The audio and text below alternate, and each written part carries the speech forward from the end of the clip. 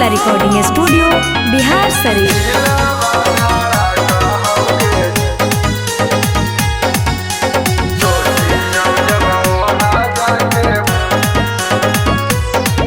आगे जब जब बाहर जाइयो हमें रनिया तोरे याद अब करनिया पर गे जान। आगे जब जब बाहर जाइयो हमें रनिया तोरे याद अब करनिया पर गे जान। आगे सोचियो जब वहाँ जाके बातिया दिलवा हमर धरा कहूँगे जान।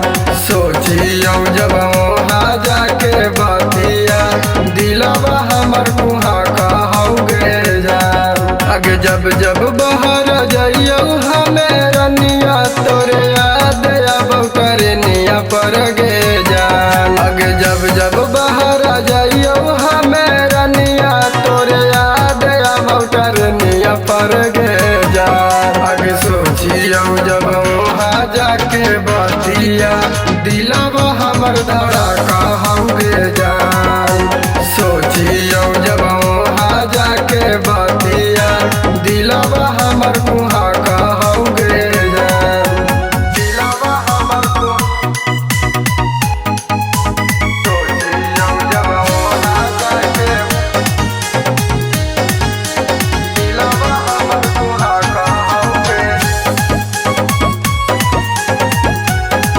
आगे घर परिवार से बदनाम हमें हो गलियोगे तोरे चक्कर में जानू की नहीं सुनलियोगे। आगे घर परिवार से बदनाम हमें हो गलियोगे तोरे चक्कर में जानू की नहीं सुनलियोगे। कारो हानि फोनम मनम मारी रहो हलियो तोरा बिना गे जान। कारो हानि फोनम मनम मारी रहो हलियो तोरा बिना गे जान। सोचियो जब वहाँ जाके बातिया दिलवा धड़ा कहूँगे जान। सोचियो जब वहाँ जाके बातिया दिलवा धड़ा कहूँगे जान। सोचियो जब वहाँ जाके मिक्स बाय सोनू यादव। दिलवा धड़ा कहूँगे।